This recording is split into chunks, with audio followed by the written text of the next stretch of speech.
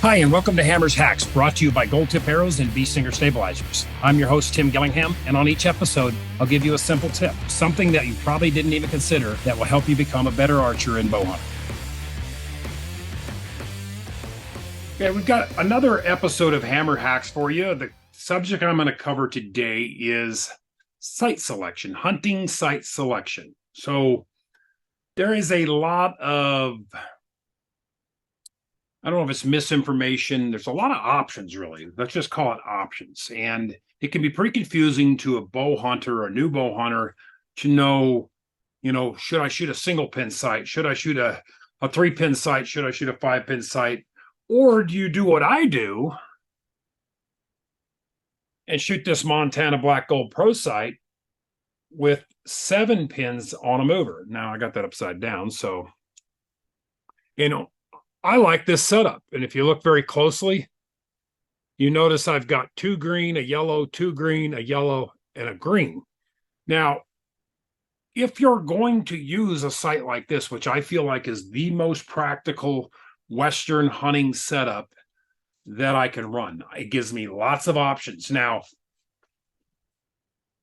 this is pretty popular right now.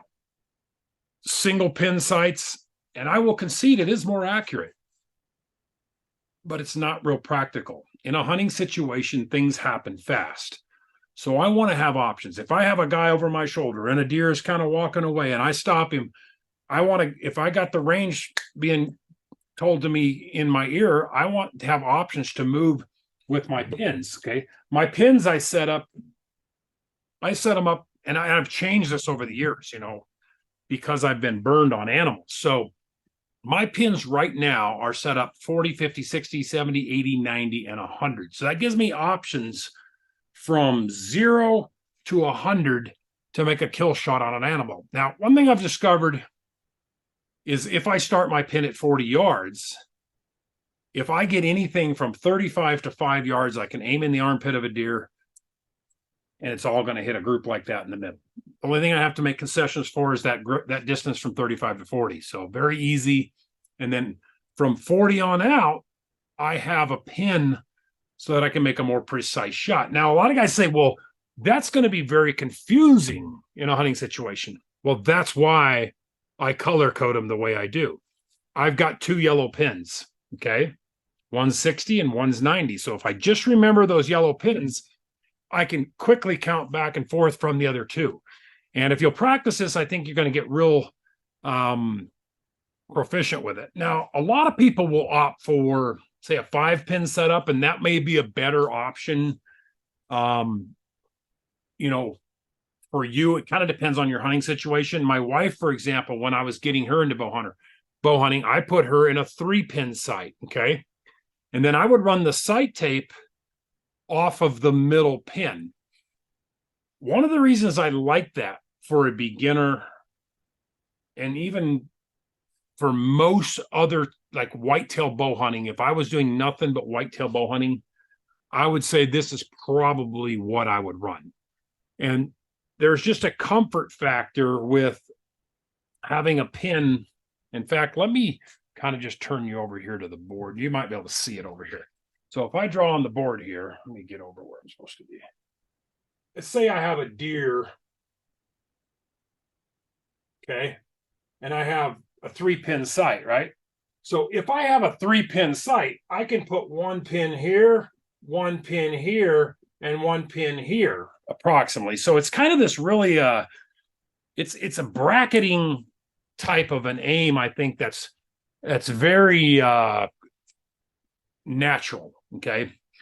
If you shoot a sight like I do, my bottom pin is let me turn this camera back over here. Okay. The bottom pin is what I run off my mover. Now, the reason I like that is, to me, it seems extremely natural. It's easy to stay centered. One of the hardest things I have to do is center this ring and use that top pin. It's really difficult, for your mind does not want to do that naturally. So the center pin, that's why a single pin sight is going to be more accurate than a multi-pin sight. It's because it's so much easier to center in your peep sight. So it's important that you stay focused on the centering of the aperture in the peep sight. Also, I like it very close to my level, because as you get to longer distances, your level and your leveling on your sight is going to be very critical to putting a shot on target. So whether you choose a 1-pin sight, a 3-pin sight, a 5-pin sight, or a 7-pin on a mover sight, you want to look at it as to what am I hunting and what options do I need. If I was whitetail hunting, I would probably start with a 20-yard pin, because a lot of those shots are going to be a little bit closer. So that 40-yard first pin is a little bit, I could do it, but I don't think it's as natural and as quick in a hunting situation. So you need to make those kind of, considerations, when you're, choosing a sight for hunting. You want something that's very adjustable, but very robust. This Black Gold sight is just top notch in terms of, rugged reliability. It's very easy to move up and down, left and right, side in. One of the things I like too about this Pro sight in general is the pins. Okay. If you notice, the pins are very thin. I run a 19 thousandths pin, but if I get in a situation where I cannot see the fiber, say I'm in a blind that's dark or in a dark hole, when I put those pins out on an animal, what I want to see is I want to see the silhouette. Okay, so I want to be able to see this pin, but I want to be able to see the ball on the end of it. Okay, if I can't see that ball because I'm shooting a 10 thou pin and there's just no separation between the end of the pin and the the pin itself, that becomes a little bit more difficult to get your left and right impact point on target. So I hope that helps. It doesn't matter. There's a lot of good sights on the market. I'm a Black Gold guy. Spot Hog makes a great sight. CBE has some good stuff. I mean, there's just lots of good stuff out there to choose from today.